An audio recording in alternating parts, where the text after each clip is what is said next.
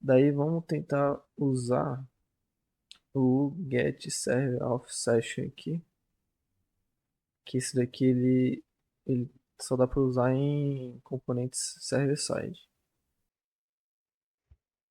Daí para usar aqui o get server of session, vamos criar outra página que vai ser, não vai ser client component, vai ser server-side, server client, server client, server component. E aí a gente usa essa funçãozinha. Então vamos criar aqui, sei lá, exemplo.txt.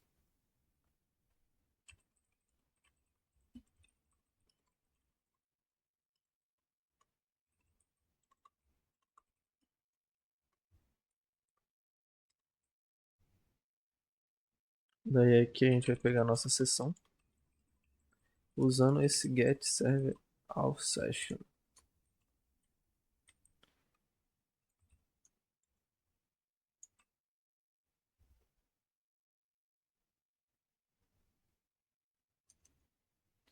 E aí a gente passa aqui. Por que esse negócio está dando erro?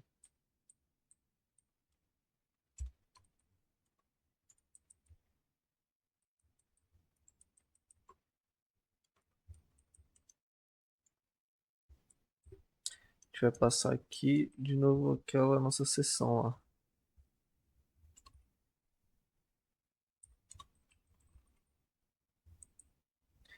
Assim, ó, esse daqui ele é uma promise, então a gente tem que esperar essa promise dando um await. E para a gente fazer isso,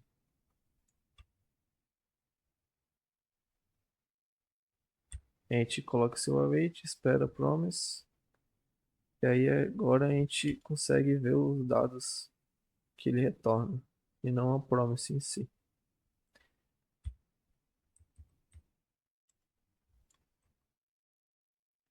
E para a gente usar o await em alguma função, tem que ser uma função assíncrona. Então a gente coloca aqui async function. Quando você quer usar uma função aqui que é uma promise e você quer pegar os dados dessa função, você tem que esperar essa função executar. E para você esperar, você coloca aqui o await. E para você poder colocar o await numa função, essa função tem que ser assíncrona. Você coloca essa tagzinha aqui. E é aqui, bora fazer um link para ir para essa página aqui.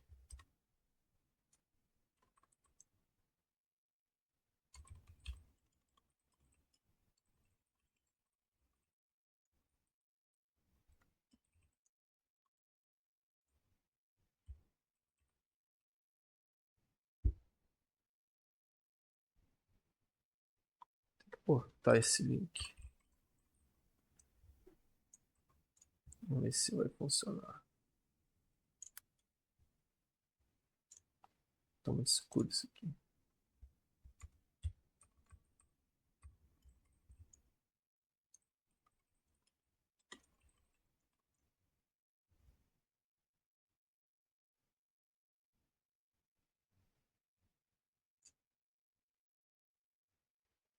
Tem que colocar isso daqui numa pasta. E aí a gente chama isso daqui de page. Vou colocar aqui na pasta exemplo. E a gente renomeia aqui para ser o page. Daí creio que aqui tá funcionando. Daí a gente vem aqui em página de server component. Isso daqui é um server component. E a gente vê aqui o dado lá da sessão já. Pode mudar aqui, colocar, sei lá, e-mail. Aí aparece o e-mail. Se a gente colocar aqui session.user, vai dar erro. Objetos não são válidos como React Child. Daí você tem que colocar uma propriedade só, não pode colocar o objeto inteiro. Qualquer coisa, se quiser usar como exemplo, pode dar um console log na seção aqui.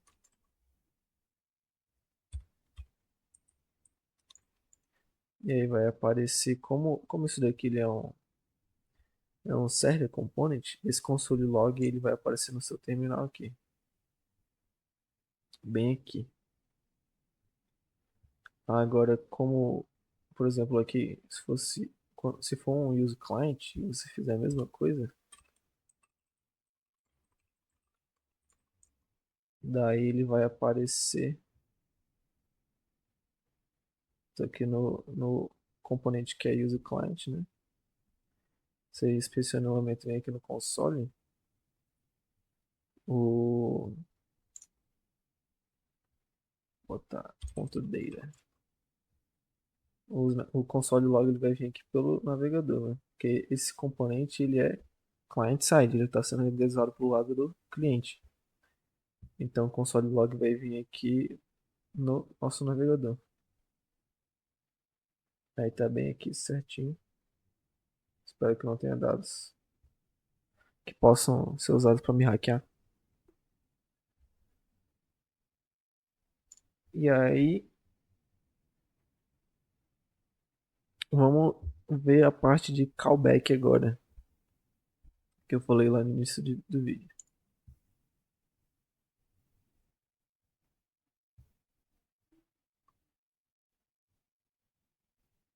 Então, aprovado, a gente pode fechar.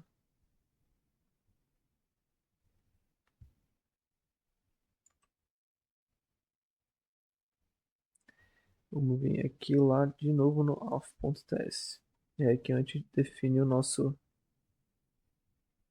nossos callbacks. Se você vier aqui, ó, esse daqui é o site do NextAuth que fala dos callbacks. E ele tem esses aqui. O que é um callback?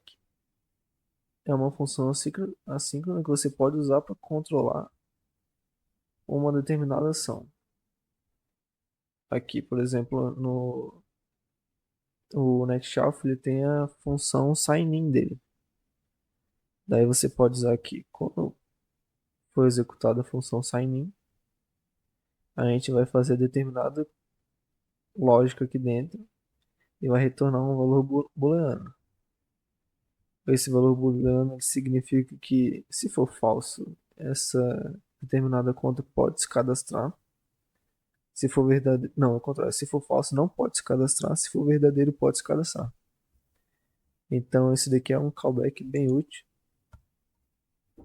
quando a gente quer, por exemplo, permitir que uma autenticação seja só de determinados e-mails. Então, a gente vem aqui, por exemplo, callback aqui, ó.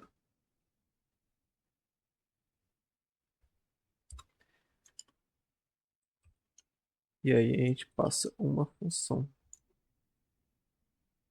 Essa função pode receber todos esses itens aqui.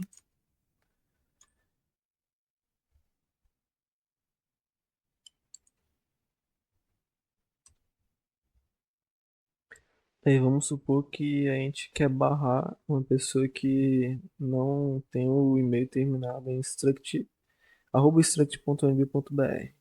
A gente pode fazer aqui um const allowed user.email.ends with struct.nb.br. Daí a gente retorna o allowed, que isso daí que seria true. Se terminasse, então ele permite que seja cadastrado, né? E falso, se não terminar em struct.unb.br. Tá faltando isso daqui rapidão.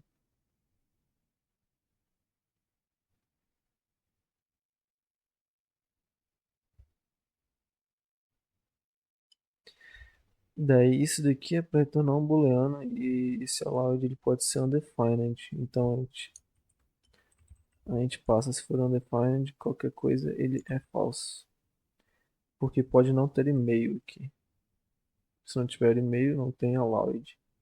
E aí seria undefined. Mas tem que ter o false ou o true, então a gente passa ali na via das dúvidas false. Então bora lá pro nosso site testar para fazer um logout.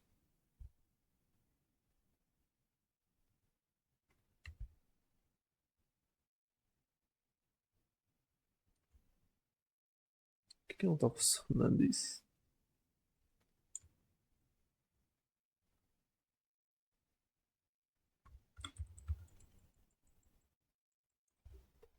Para voltar para o nosso page aqui, nosso layout.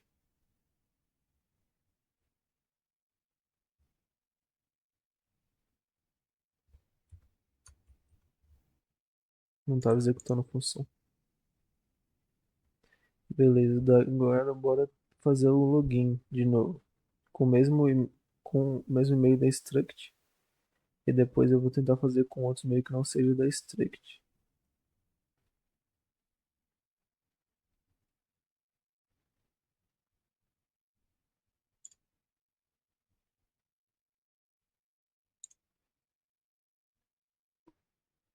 Aí ele deu acesso denied aqui. Mas não era para dar. Porque eu entrei com o e-mail da Struct.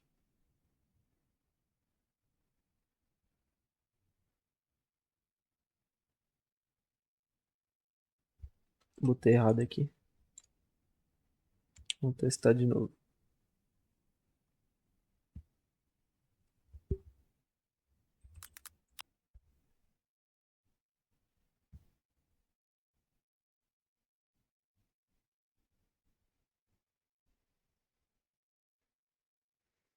Daí, agora foi que eu tô com o e-mail da Struct. Então eu vou deslogar e tentar com outro e-mail.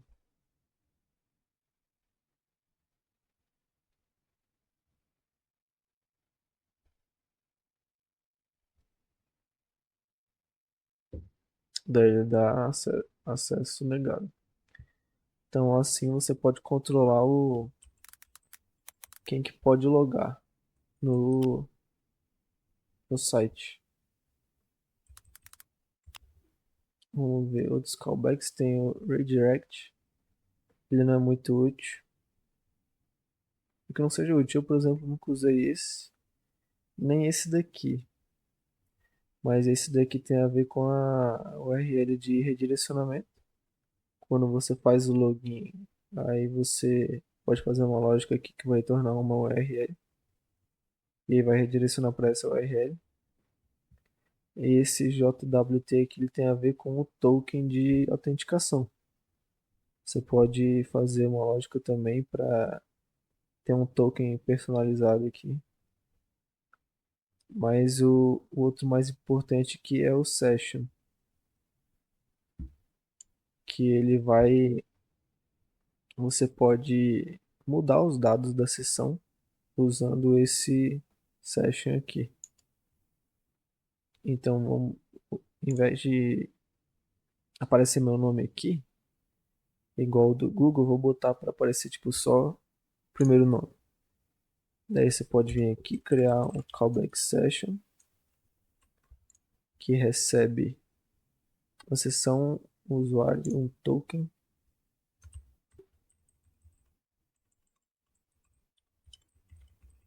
Token eu não vou usar.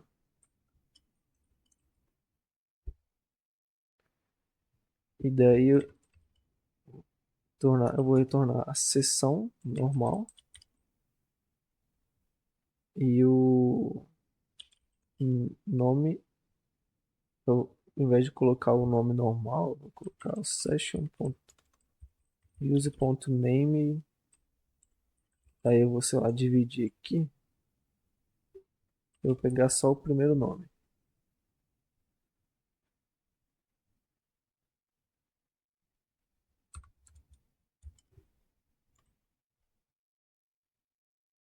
Daí ele fala que não pode ter múltiplas propriedades com o mesmo nome aqui. Porque a gente já tem um callback chamado sessão aqui. Daí vamos comentar isso aqui por enquanto. Tirar esse user aqui, a gente não tá usando. Que aí, como sessão, a gente passa isso daqui. Lá no page, ele vai receber a sessão, vai receber os dados. E daí a gente passa aqui. Ponto name. Mas quando a gente coloca essa, esse atributo adicional aqui em sessão a gente colocou, por exemplo, nome, que é um atributo adicional. Então você teria que colocar aqui na interface. Aí você coloca aqui nome string, daí ele para de reclamar aqui. Daí a gente vindo aqui e fazendo login, já não vai aparecer o nome inteiro, vai aparecer somente o Matheus, que eu coloquei lá para aparecer. Não, não apareceu. Ah, agora foi. Não tinha salvado. Daí, quando você faz um callback de sessão, você retorna aqui a nova sessão e aí você tem que atualizar aqui na interface de sessão os dados que estão, os tipos, os dados que estão sendo retornados. Porque é com base nessa interface aqui que você vai poder ter acesso à tipagem da sessão. Entendeu? Então, esses dois callbacks aqui de sign-in e de sessão são os melhores. Esses outros dois aqui eu, por exemplo, nunca usei. Esse JWT e esse redirect. Mas esse de sign-in e de sessão, principalmente quando você quer adicionar algum atributo na sessão que você não adicionaria no banco de dados. Até por questão de facilidade mesmo, não tem que ficar adicionando atributos no banco de dados que você poderia adicionar com uma lógica simples ali de callback. Então, sobre NextAuth é isso. Você são essas principais funções de aqui no page de sign-in. Você coloca aqui o provider, a função de sign out, de fazer o logout. Você não precisa colocar o nome do provider aqui dentro. Daí aí você quer verificar a sessão você em um client component, você usa o get, não, em um server component você usa o get server of session. E aí no client component você usa o use session. Mas aí para você poder usar o use session, você tem que estar sobre um provider. E aí você configura aqui um provider. No layout você não configura o provider diretamente para você não deixar ele totalmente client component. Então você cria um componente específico para o provider, e aí só aquele componente vai ser client component. Então o resumo é esse. Com com essas funções aí, essas configurações que eu passei, vocês conseguem fazer o projeto final bemzão. E qualquer dúvida, galera, vocês podem me chamar no Slack lá. O meu nome no Slack é Matheus Osnais Fernandes. Vocês podem me chamar lá também no WhatsApp, se tiverem meu número. E é isso.